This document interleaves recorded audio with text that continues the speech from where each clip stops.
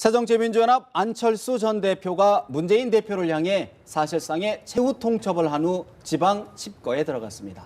새누리당은 친박 핵심인 최경환 경제부총리의 복귀를 앞두고 당이 술렁거리는 모습입니다. 총선 채비에 들어간 정치권 상황 전문가 4분 모시고 자세히 짚어봅니다. 박상원 미래경영연구소장, 이진곤 경희대 개원교수, 고영신 한양대 특임교수, 최영일 시사평론가 이렇게 모셨습니다. 4분 어서 오십시오. 안녕하세요. 네, 안녕하세요. 먼저 지금 박근혜 대통령과 새누리당 김무성 대표, 원유철 원내대표와의 회동이 잠시 전 끝났다는 소식 저희들이 속보로 전해드렸는데요. 이 교수님, 사실 뭐 오늘 의제는 뭐 경제 활성화 법안이라든가 노동개혁법 촉구를 한 것으로 보이는데 어떤 맥락으로 해석하고 계십니까? 그러니까 이 박근혜 대통령으로서는 지금 19대 국회 이 임기 안에 이런 이제 입법 과제는 다 끝나야 되거든요. 이게 다시 만약에 20대 국회로 넘어간다든지 이렇기 때문에 박근혜 대통령이 앞으로 전국을 운영해 나갈 수가 없지 않습니까? 그 이제 나름대로는 목표가 있고 이렇게 하는데, 그래서 아마 김무성 그 대표하고 원유철 원내대표를 보고 뭐 이번 정기 국회에서는 뭐 어려운 건 뭐 대통령도 알지만은 어쨌든 이것을 19대 국회 안에는 이게 반드시 좀 해결해 줘야 되겠다. 이 점을 아마 독려한 것 아니겠는가. 그러면서도 또 한편으로는 이 당에 대해서 김무성 대표에 대해서도 또 같이 힘을 실어줌으로써 그렇게 하면서 이제까지 관계에서도 이제 좀 이 관계도 좀 정상화하고 그렇게 하는, 그다음에 대표로서 그 위상을 또 이렇게 인정해주고 또 좀 받쳐주는 그런 모양을 갖췄거든요. 그런 점에서 보면 아마 요번에 이걸 해서 김무성 대표가 그러지 않아도 대통령 말씀을 아주 잘 듣는 그런 이제 모습을 보였으니까 아마 이 새누리당이 좀 더 분발하지 않을까 이런 생각이 드네요. 네. 사실 근데 우리 이 교수님 말씀 주셨던 것처럼 사실 이번 정기국회 내에 통과하기는 좀 어렵다는 게 중론인데 사실 그렇다고 그러면 이게 대국민 여론전에 들어간 것 아니냐 이런 분석도 나오는데 어떻게 보십니까? 저는 오늘 박근혜 대통령께서 아주 짤막하게 말씀하시지 않았을까 하는 생각이 들어요. 지난번에 나가실 때 맞아요. 믿겠습니다. 맞습니다. 이렇게 딱 한마디 했는데 그 믿겠다는 게 엄청나게 무서운 말이라는 거 알고 아주 착착착착 잘 해놨지 않습니까? 그러니까 이번에는 또 믿겠습니다. 또 믿겠습니다. 뭐 이렇게 하지 않았겠나 보여집니다만은 어쨌든 뭐 김무성 대표, 원유철 원내대표 이렇게 불러서 또 믿겠습니다 했기 때문에 아마 두 분이 서비스 발전 기본법, 또 노동관계법, 테러방지법 등 지금 현안으로 되어 있는 법안 처리에 최선을 다하겠지만 야당으로서는 이미 마지노선을 쳐놨습니다. 이런 것은 안 된다 했기 때문에 현실적으로 이런 것들이 다 해결되기는 어렵지 않겠느냐. 지금 뭐 지도부와 회동이 끝났는데 네, 끝났습니다. 완전히 끝난 건지 혹시 박근혜 대통령하고 김무성 대표가 또 잠깐 뭐 차를 독대를 한다든가 들어가기 전에 했을 수도 있고 또 끝나고 나서도 할 수 있는데 그 부분이라고 하면은 개각 문제와 이 공천 이 부분에 대해서 또 만나기는 좀 그러니까 좀 겸해서 혹시 하지 않았을까, 저는 거기에도 관심이 있네요. 지금 그러고 보니까 좀 미처 생각하지 못했던 부분이 이제 타이밍적으로 보면 이제 오늘 새누리당에서 공천 룰에 대한 특별기구를 출범시키기로 했지 않습니까? 그런 부분과 좀 맞물린다 그러면 그런 얘기도 있었을까요? 거기에 대해서 이 박근혜 대통령이 직접 이야기를 하면은 이게 뭐 집권 여당 같은 팀이긴 하지만 그래도 또 선거 개입이 되고요. 당대표의 위상이 아까 이제 우리 이 교수님 말씀 주셨는데 해라 그랬더니 착착착 움직였다 이렇게 되면 너무 수직적인 관계로 보여져요. 그건 지금 내부에서도 친박계와 비박계끼리 갑론을박하면서 간신히 지금 합의를 만들어 놓은 겁니다. 하지만 박근혜 대통령이 직설화법으로가 아니라 은유적으로 뭔가 이야기를 했을 수는 있죠. 지금 잘하고 계시다라든가 혹은 좀 문제가 있어 보인다, 더 잘해라 라든가 뭔가 암시적인 메시지는 있었으리라고 추정할 수 있을 것 같아요. 그런데 지금 말씀하신 대로 이제 청와대의 숙제는 법안 통과입니다. 그런데 아까 말씀하신 게 해외 순방 떠나실 때 믿고 갑니다 이렇게 말씀하셨는데 와서 많이 진도가 나가진 않았어요. 많이 만나고 부딪히긴 했지만 지금 노동개혁 관련 5개 법안, 근로기준법을 포함해서 이거는 임시국회를 통해서도 관철되기가 상당히 어려워 보입니다. 야당은 동의할 수 없는 부분으로 어제 안철수 의원의 기자회견 직후에 문재인 의원의 이 발표에 대해서 안철수 의원에 대한 뭔가 응답이 있나를 다 주시했지만 사실 그것은 이 노동개혁 문제에 대한 아주 전면 반대 선긋기. 입장이었거든요. 네. 그러니까 이제 노동개혁이 지금 어렵고 그게 지금 이번 청와대의 4대 과제 중에 핵심이거든요. 공무원 연금 개혁 이후 1년 가까이 끌려오고 있는 일입니다. 그리고 지금 말씀하신 것 중에 경제 활성화 대 경제 민주화. 지금 6개 쟁점 법안이 이제 충돌하고 있는데 예.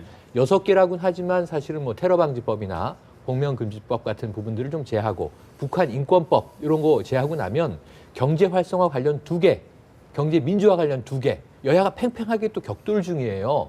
그럼 제가 보기에는 지금 이제 공천으로 휩쓸려가는 상황에서 이제 이 총선을 100일도 채 안 남겨놓고 이 상황에서는 아마 정치적인 복잡한 이해관계를 풀어야 하기 때문에 임시국회에서 이 경제활성화 쟁점 법안과 노동개혁 법안이 다 관철되기가 쉽지 않다. 그렇다면 청와대와 당의 거리는 또다시 멀어질 수밖에 가능성이 없지 높다. 않느냐. 이렇게 봅니다. 그럼 그게 또다시 친박계와 비박계의 이 갈등으로 비화될 수밖에 없거든요. 그러니까 지금 두 가지를 동시에 풀어야 되는데 이게 교착 국면이다. 이렇게 저는 관측을 합니다. 사실 뭐 지금 이제 또 다른 갈등이 빚어질 수 있는 부분이 있다라고 말씀하셨는데 이제 그런 부분들을 또 이렇게 조율하기 위해서 어떻게 부르는 측면도 없지 않았을까요? 일단 오늘은 아마 노동관계법 얘기일 겁니다. 왜냐하면 12월 6일 날 이제 예산안 처리 선진화법에서 여당이 유일한 지점인 그것과 이제 경제활성화법을 막 바꾼 측면이 있기 때문에 실탄이 떨어졌습니다. 아까 네. 앵께서 모두에 여론전을 하려는 거 아니냐 정확한 지적이라고 보는 것이 그러면 야당을 압박해서 노동관계법이 통과되든 되지 않든 총선을 앞두고 당청이 일관되게 뭐 노동개혁 청년 일자리다는 등식을 가지고 홍보를 해왔기 때문에 또 지금 국회 앞에서 청년들이 지금 계속 통과시켜달라고 지금 항의 시위를 하고 있는 형국 아닙니까? 그렇기 때문에 야당은 아마 버틸 것 같아요. 버틸 것 같고 당 내부 소송이 만만치 않기 때문에 그렇기 때문에 야당 동의 없이 또 이제 상임위 자체가 8대8로 지금 또 전력으로 보면 야당은 심상정 의원을 비롯해서 막강한 선수들이 배치돼 있고 네. 새누리당이 상대적으로 약합니다. 뭐 여러 가지 측면에서 야당이 버틴다면 밀고 갈 수는 없을 것이다. 다만 어쨌든 가죽값은 해야 될 거 아닙니까? 그렇다고 본다면 총선에서 최대한 압박을 해서 네. 여론을 동원해서 야당의 그 발목 잡기를 전체적으로 보여주면서 국면을 좀 유리하게 갖고 가려는 어떤 그런 것도 좀 있다는 생각이 들고 두 번째는 공천 문제인데 뭐 최경환 부총리가 이제 곧 뭐 다음 주 인사했으면 그렇죠. 돌아오고 하면서 친박 비박 갈등이라고 얘기하는데 야권처럼 갈등이 커지진 않을 거라고 저는 보는 것이 뭐냐면 기본적으로 보수 지지층 같은 경우에는 분열을 싫어합니다. 재밌는 얘기가 종합편성 채널에서 대통령과 김무성 대표의 갈등이라면 시청률이 떨어진다는 얘기가 있거든요. 네. 그러니까 보수층들 같은 경우에는 이렇게 분열을 싫어하는 것이고 그 다음에 뭐 흔히 어떤 신문에 양초의 반란 문재인 대표는 안철수 의원 같으면 정치 경험이 좀 일천하지 않습니까? 근데 예를 들어서 김무성 1+1은 2인데 김무성 플러스 서청원 하면 12가 됩니다. 그렇기 때문에 이게 굉장히 야당처럼 갈등은 있겠죠. 근데 폭발적으로 드러날 가능성은 낮다라고 보고 두 번째는 박근혜 대통령이 아주 디테일하게 당무에 개입하지는 않을 않을 겁니다. 것이다. 러프하게 뭐 배신의 큰 정치고 틀에서. 큰 틀의 문제인 것이고 그다음에 좀 현견 수석이 들어간 뒤에 굉장히 좀 조율을 잘한다는 얘기가 있거든요. 그렇기 때문에 대통령이 김무성 대표하고 독대를 하더라도 공천 문제, 공천 룰을 가지고 뭐 대통령과 대표가 얘기를 할 가능성은 전 거의 없다라고 봅니다. 근데 제가 하나만 이제 더 보태자면 이렇게 할 수는 있어요. 저 그 공천 문제라는 게 당 운영 이건 제 오늘 말씀은 안 하실 거고 다만 이제 저 법안 통과와 관련해서 그러니까 그 당 측의 입장을 들어보고 그다음에 야당과 할 때 과연 양보할 선이 있느냐. 그다음에 그러니까 서로가 만약에 서로가 여야 간에 맞바꿀 여지가 있는 것 그런 게 있느냐. 이 점에 대해서는 혹시 만약에 김무성 대표라든지 원유철 원내대표가 그 점을 일일이 지적을 하면 대통령이 그 선에까지 뭐 용인한다든지 이런 것을 무언 중에라도 이야기할 수. 왜냐하면 안 돼가지고 완전히 떠내려 보내는 것보다는 그래도 대통령으로서는 당장 급한 것, 이거는 구하지 않으면 안 되는 것을 가지고 협상을 할 수가 있거든요. 아마 그런 지침 정도는 만들 수가 있지 않을까 이런 생각이 듭니다. 사실 오늘 이제 아까 모두에서 말씀드렸던 것처럼 이제 여당 내 새누리당에서 특별 공천 기구 위원장에 이제 황진아 사무총장을 임명을 하고 또 예를 들어서 지금 친박계가 요구하던 결선 투표제를 관철하는 쪽으로 지금 합의가 이루어졌는데요. 박 소장님. 득실을 따진다 그러면 어느 쪽에 좀 유리가 될까요?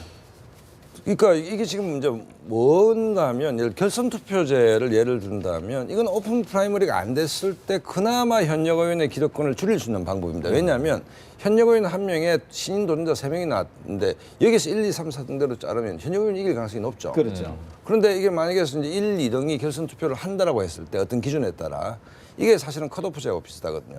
그럼 1대1로 됐을 때는 예선을 거치면서 2등한 신인의 인지도가 높아지는 상태 아니겠습니까? 그렇게 해서 맞붙는다 했을 때는 그나마 현역 의원의 교체율이 좀 높아질 수 있다는 측면.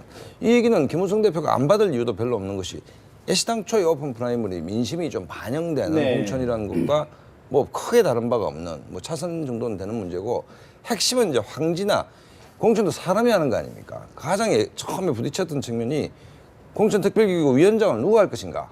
사무총장 당연직으로 할 것인가 아닌가의 문제에 대해서 그동안 끌어왔는데 뭐 흔쾌히 뭐 두 분만 계시던 것도 이인재 최고위원 쭉 사진 보면 있었지 않습니까? 거기서 합의된 부분이기 때문에 의외로 첫 고비를 잘 넘어갔고 이제 결정적인 문제는 남아있죠. 이제 뭐가 뒤에. 남아있습니까? 우선 추천제를 그렇죠. 전략 공천으로 볼 것이냐. 해석할 것인지 말 것인지. 그다음에 해석을 한다면 당은 당규대로 정말 열세 지역 약자를 배려하는 것이 우선 추천제인지 아니면 TK, PK 강남의 우수한 지역에서 전략 공천을 해서 이 에너지를 갖고 선거를 치를 것인지 이 해석 문제는 그야말로 이제 부딪힌다면 첨예한. 이 지점이다. 이 지점이기 때문에 이 문제는 조금 일단 숙제를 좀 네. 밀어넣은 측면이 있고 나머지 네. 부분에서 타협을 이번에 받도록 합니다. 관심을 가져야 할 부분이 왜 한 두어 달 동안 미뤄졌던 공천 룰 기구 위원장이 바로 결정이 됐을까요? 최경환 복귀와 함께 복귀설과 함께 친박 좌장으로 그동안 역할을 했던 서청원 최고위원의 퇴진 얘기가 나오고 있습니다. 네. 그러니까 좌장 교체설 이거에 따라서 제가 볼 때는 서청원 최고위도 어떤 부입니까? 여기에서 김무성 대표하고 어느 정도 이 교감이 되는 거예요. 다 이심전심이 되는 네. 상황이기 때문에 이때 김무성 대표가 어느 정도 이렇게 손을 잡아놔야지. 이른바 그렇지 좀 않으면은 딜을 그렇지 했을 않으면은 것이다. 지금 친박 내에서도 서열을 가리자는 거 아닙니까? 최경환 부총리가 당에 복귀하면은 저 서청원 최고위원은 물론이고 이인재 최고위원 또 뭐 저 친박 새롭게 중에서도 등장한 친박들. 서상기 예, 뭐 예. 또 김태환 김태환 의원 등 70 넘은 노인들 그 나가라. 지금 서청원 최고위원을 자칫하면 사석 작전으로 쓸 가능성이 많기 때문에 당장 또 이해관계가 합치가 되기 때문에 서청원 친박 내에서도 이렇게 좀 분화가 변화가 되고 지금 있다. 갈 가능성이 많아요. 그러니까 하루아침에 딱 합의가 되는 거예요. 서청원- 그렇지 않는다면은 왜 그렇게 그동안 봤잖아요. 서청원 최고위원 내가 고성 지르고. 가만 안 있을 거야 하고 그렇죠. 그냥 울그락불그락 하다가 딱 손 잡고 어제 무슨 복집에서 까치복 먹은 것 같은데 비싼 복 먹으면서 이렇게 탁 마음이 풀어져 불잖아요. 정치의 그 점에 나는 상당히 포인트를 둬야 한다. 저희가 우리가 관심을 주목을 기울여야 해봐야 한다. 된다. 이렇게 봅니다. 어느 정도 서청원 최고의 어떤 뭐랄까 서로의 이제 의견 교환이 있을 것이다라는 분석인데 그게 개인적인 정치적 이해관계뿐만 아니라 이게 뭐 예정됐던 정치 일정은 아닙니다만 YS 서거의 국가장 기간이 있었죠. 그때 다시 우리가 계속 이제 복귀했던 게 뭐냐면 민추협을 같이 했던 관계고 YS의 적자들 어찌 보면 상주 역할을 두 분이 같이 했잖아요. 당내에선 그렇게 친박의 좌장, 이 비박의 대표 지금 이런 상황에서 또 이 정치의 뿌리를 같이 가보니까 함께 민주화 운동을 했던 이 선후배 동지였다는 거죠. 그런 데서 또 주변에서 바라보는 이미지, 그 요즘에 복고 드라마가 열풍인데 많은 국민들이 그때가 있었지 이런 이제 이 자신들의 정치적 계보 뿌리를 찾아가면서 굉장히 원만한 합의를 이룰 수 있는 분위기가 또 이게 어찌 보면 우발적으로 조성이 된 측면이 있습니다. 예. 그리고 앞으로도 정치를 계속 하셔야 될 분들로 본다면 지금 민추협 복원 이야기가 나오고 있거든요. 거기다가 우리가 벌써 한 2주밖에 안 된 이야기인데 동교동계와 상도동계가 이제 함께 또다시 뭔가 모임을 마련하고 이 현실 정치에 이 영향을 주기로 했다. 그런데다가 이제 또 매주 이 동작동 국립묘지에서 함께 모일 가능성이 높아져 있단 말이죠.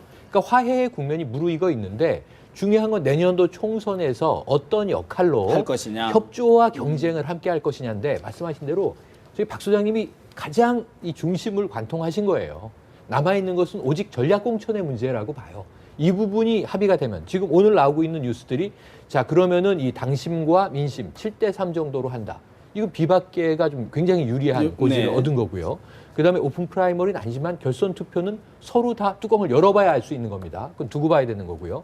그다음에 이제 이 그 공천기구의 위원장이 황진아 사무총장이 됐다. 이것도 계속 이 김무성 대표가 주장해 온 거고요. 그렇다면은 친박계는 무엇을 얻었을까? 이 퀘션을 우리가 네네. 먼저 봤을 때 그렇죠. 전략 공천에 있어서는 우리가 이렇게 전면적인 틀을 양보했으니 우리가 놓지 못할 이 수가 있다. 그것이 이제 TK 물갈이론과 강남 3구 그리고 혹시 확장한다면 PK 정도까지인데요. 그러기에는 지금 최근에 이 박 대통령의 사람들이 대거 출마 선언을 하고 있어서 어디까지가 청와대와 교감을 가지고 출마하겠다는 것이고 어디까지가 개인적 욕망으로 나오겠다는 건지가 지금 여권 네. 내에서 조금 불투명한 측면이 있습니다. 오히려- 근데 제가 그 한 말씀 더 보태자면 이런 게 있습니다.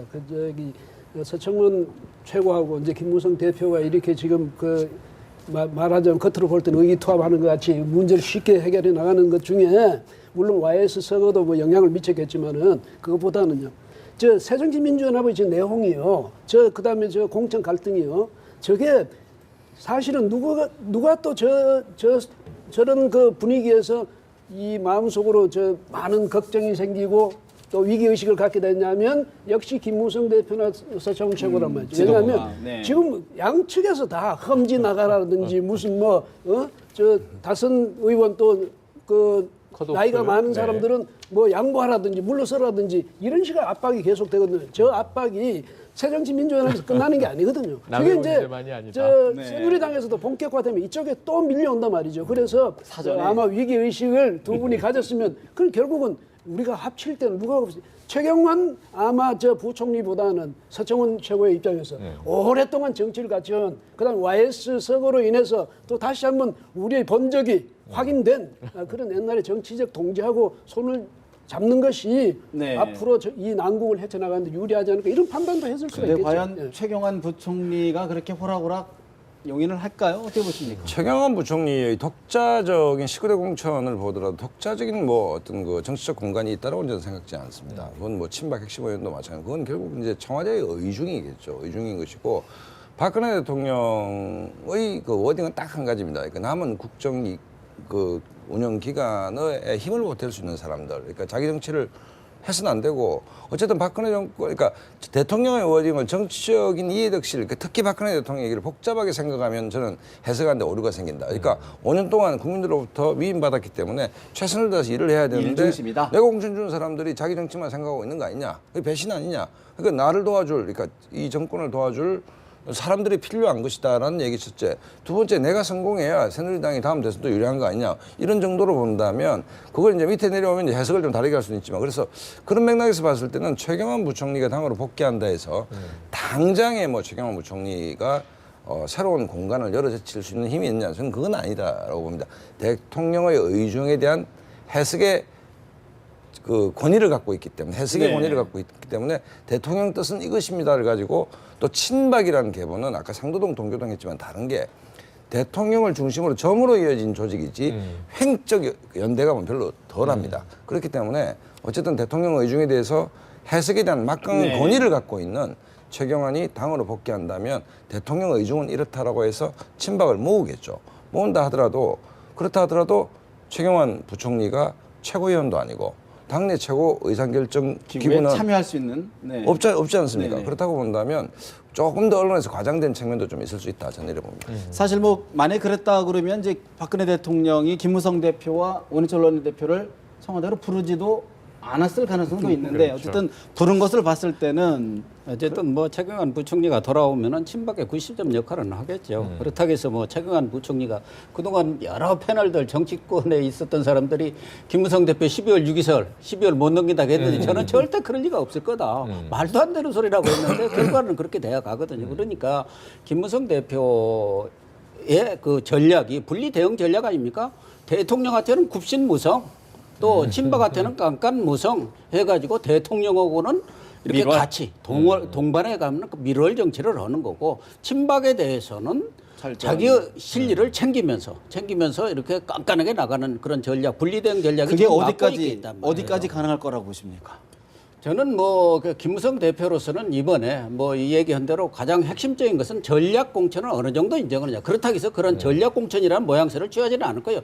경선을 취하되 사실상 전략 공천이 될 텐데 그 부분에 관해서 어느 정도 양보하느냐의 그 문제이지. 그렇다고 해서 김무성 대표로서는 지금도 인내의 전략으로 실리를 주고 명분을 주었거든요. 명분을 주되 실리를 취했단 말이에요. 그래서 황진아 기다리면서 뭔가 기다리면은 기회가 오게 되어 있거든요. 기회가 올 수밖에 없지 않습니까? 상황이 변하니까. 최경환 부총리 들어온다고 또 이 서청원 최고위원이 사석작전이 될 가능성이 있으니까 서로 뭔가 이렇게 정치적 어떤 타협이 이루어지는 것처럼 야당에서는 그게 지금 안 되거든요. 초선들이니까 못 기다려요. 금방 빙뽕 하다 보니까 싸움뿐이 되지 않는데 저런 사람들은 아주 노련하기 때문에 정치적인 그런 노련미를 가지고 기다릴 줄도 알고 협상할 줄도 알기 때문에 지금 정치가 그런 대로 모양새를 갖춰 나가는데 저는 적어도 차경환 부총리도 그렇게 서청원 최고라든가 김무성 대표처럼 최다사는 아니지만 적어도 3선 정도로 하는 분위기 때문에 전략공천 이 부분에 있어서도 청와대 뜻을 적절하게 반영할 것이다 해주고 김무성 대표도 서로 체면이 상하지 않는 선에서 양보를 하면서 실리를 취해서 총선에서 이김으로 해서 총선 이후 자기 정치를 할 수 있는 기반을 확실히 마련한다. 대신 대통령한테는 무조건 굽신해가지고 대통령과 당대표가 모양새산하게 싸우는 모습이라든가 이렇게 할 경우 김무성 대표로서는 그 콘크리트 지지율이 날아가 버리고 역시 대통령이라는 건 여러 칼을 갖고 있기 때문에 싸워봤자 질 수밖에 없어요. 그러니까 친박과는 깐깐하게 부딪혀서 자기 실리를 주고 대통령한테는 명분을 줘서 이런 대통령이 요구하는 것에 대해서 앞장서서 지금 쭉 해오지 않습니까? 명분을 주잖아요. 대신 말씀 나오신 김에 이제 야당 상황도 좀 짚어봐야 될 것 같은데 안철수 전 공동대표가 어제 담대한 결단이 필요하다라는 기자회견을 발표를 하고 자신의 밴을 타고 지금 지방으로 집거를 했습니다. 이 교수님 어떻게 보십니까? 결별을 위한 수단입니까? 어떻게 보십니까? 그러니까 안철수 의원이 전 대표가 이번에는 좀 최후 통첩 비슷하게 이야기했죠. 나하고 같이 당을 변화시킬 것인지 그걸 대답해달라.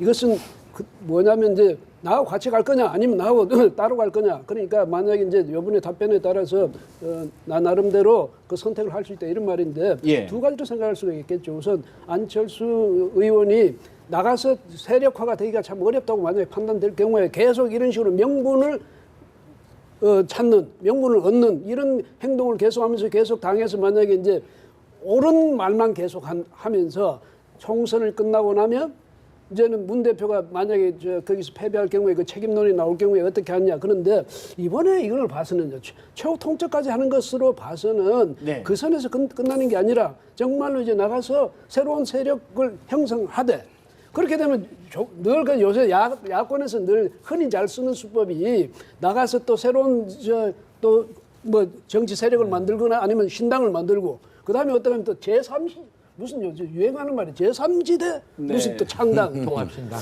그래서 이번에도 그렇게 할 가능성도 있거든요. 안철수 의원이 지금 나가는데 내 세력이 약해서 위태하다 이런 생각을 할 수도 있지만은 일정한 세력만 된다면 나가서 나중에 또 하나 신당을 만들어서 결국은 새정치민주연합하고 큰 선거에서 대선을 앞두고는 또 통합하는 그렇죠. 제3지대 무슨 또 통합 신당을 만들지 않을 수 없지 않습니까? 야당이. 그런 경우 그까지 만약에 감안한다면 이번에 과감히 어쩌면 문 대표는 절대 양보 안 할 테니까 그러면 그걸 명분으로 해서 지금 이제 한 바퀴 이제 천하 주유를 한번 하고 그다음 지지 지역을 한 바퀴 돌고 그 힘을 가지고 다시 이제 새로운 세력화를 시도하는 그런 쪽이 오히려 저는 가능성이 더 있어 보여요. 여수를 갔습니다. 여수에서 1시간 쪽 거리에 강진이 있고 또 조금만 북상하면 광주가 있습니다.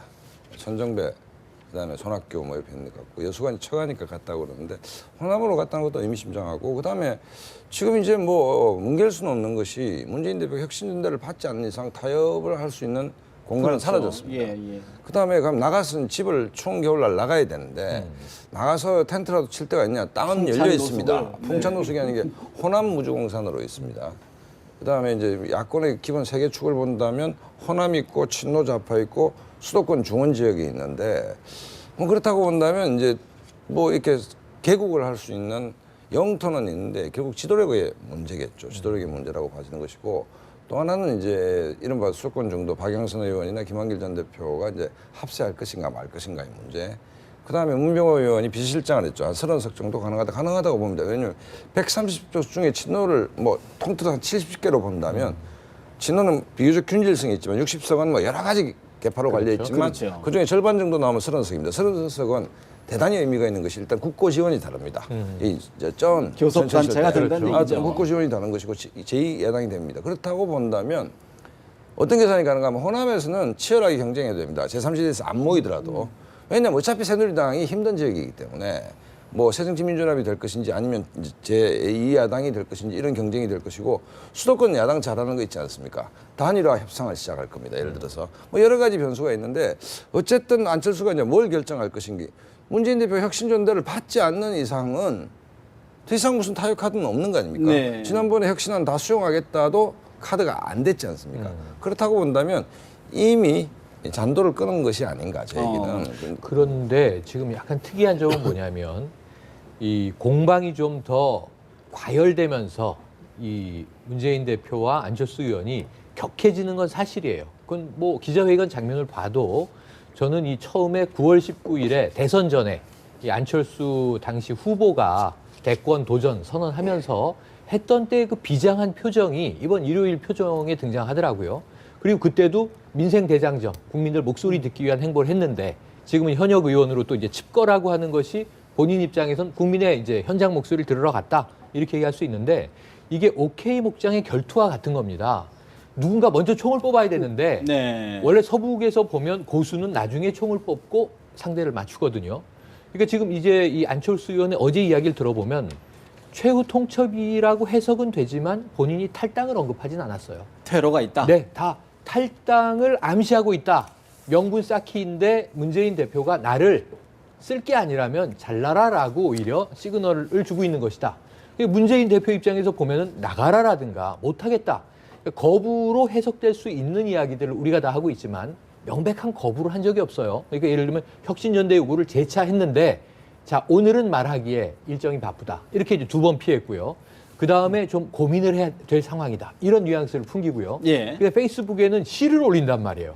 이 시는 함께 하자는 얘기인지 마이웨이를 하겠다는 얘기인지 예. 오늘 이 시간도 해석이 구구합니다. 그렇습니다. 그러니까 양쪽 다 뭔가 명확한 이야기를 하지 않고 시간 끌기로 들어가서 제가 보기에는 이 두 분의 기싸움, 네. 사실 지금 당권을 장악하고 있는 문재인 대표와 전 공동대표였던 안철수 의원의 지금 당내 위상은 다릅니다만 안철수 의원 얘기는 결국은 완전히 혁신전대에서 백지 상태에서 다시 붙자 이 얘기니까요.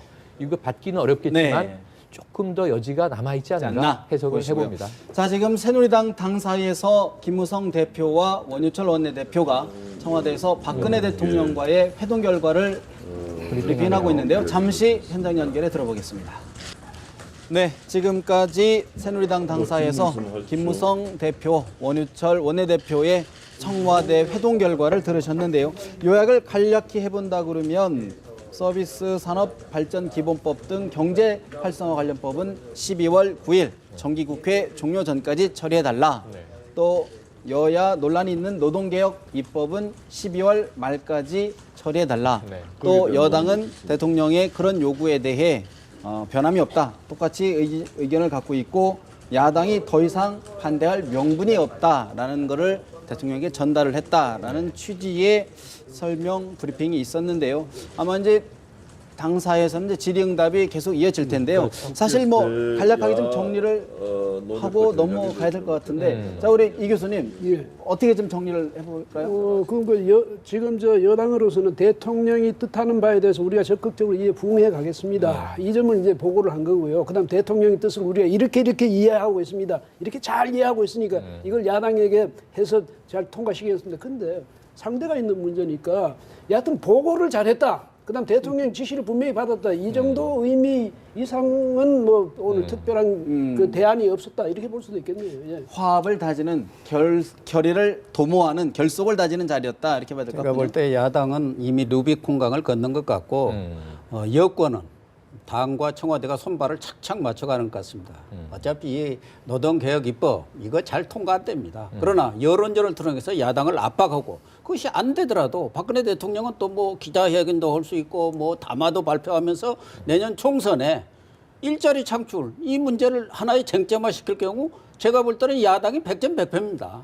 그렇기 때문에 여당으로서는 뭐 되면 좋고 네. 안 돼도 총선 전에 아주 중요한 핵심 화두를 딱 쥐고 나가면은 뭐 그냥 먹는 거죠. 야당은 어떻게 대응해야 될까요? 야당은 오늘 뭐 이 집권 여당이 청와대와 당이 대화한 것에 대해서 뭐라 할 뭐 이 논평의 거리는 없지만 딱 한 가지 야당이 거부할 명분이 없다라고 새누리당 지도부가 청와대에 보고한 것은 무슨 말이냐 반론이 거기 나오겠죠. 잠시 후에 아마 저는 이제 새정치민주연합 논평이 나오는데 거센 반발로 나올 거로 생각이 됩니다. 그런데 고 교수님 말씀에도 저는 일견 동일하지만 결국은 이게 여론전이고 총선에서 청와대는 이번에 이 법안이 야당에 의해 부결되더라도 심판론을 역으로 야당 심판론을 이야기할 수 있단 말이에요. 그런데 이것이 좋은 방식은 아니다. 왜냐하면 정치가 지금 우리가 브리핑 맞습니다만 좀 경직돼 있는 상태에서 당청 관계가 아직도 수평적이 아니고 여전히 수직적이구나라고 하는 느낌을 받는다면 결국 이 여야 관계도 마찬가지거든요. 청와대의 지시에 의해서 야당과 교섭을 하는 거냐, 자율적인 의지는 없느냐, 이런 또 야당의 비판과 직면하면서 결국 의회에서 정치 부재 현상이 우리가 1차 폭력 집회, 2차 평화 집회로 본 길거리 정치로 흘러나오는 거란 말이에요. 그럼 저는 연말 연초에 또 상당한 이제 어수선한 전국이 펼쳐질 것 같아서 그렇습니다. 이런 부분을 여야 정치가 좀 제대로 담아줄 필요가 있다. 연말 연초에라도 국민들 마음을 좀 편하게 해주기 위해서 해법을 의회 내에서 찾아달라 이런 요구를 좀 드리고 네. 싶어요. 최영일 뭐 평론가 말씀은 뭐 오르신 말씀인데 어쨌든 예산국회 끝났으면 19대 국회 끝났습니다. 총선 국면으로 가는 것인데 정도인 의원이 페이스북에 재밌는 얘기를 올린 게 지역 주민들을 만났더니만 축하드립니다라는 인사를 했다가 왜 축하냐 당선을 축하드립니다. 왜 당선이냐 야권세가 센지 새누리당 선대위원장은 문재인이고 선대본부장은 한상균이었다. 뭐 야권 지지층 누가 찍겠습니까? 일자리 프레임, 노동계획 일자리 창출입니다라는 새누리당 그게 뭐 옳든 그러든 프레임이 작동하고 있습니다. 근데 여론전을 할 겁니다. 아무리 야당의 내용이 급하더라도 여기 답을 해야 됩니다. 그렇지 않습니까? 네. 그런데 이걸 무작정 반대한다. 지금 한상균 위원장에 대한 비판의 여론이 커지고 민주노총이 약자가 아니지 않습니까? 야당이 민주노총의 노선에 근거하고 있다라고 인지되는 순간 청년 문제부터 비정규직 표 다 날아갑니다. 그렇기 때문에 여론전이 저는 일정 효과가 있을 거라고 보는 것이 이걸 언제까지 선거를 앞두고 방치할 수는 없을 것이다. 어떤 형태든 테이블이 나올 수밖에 없다고 봅니다. 알겠습니다. 오늘 대담 여기서 줄이겠습니다. 네 분 말씀 고맙습니다. 예, 고맙습니다.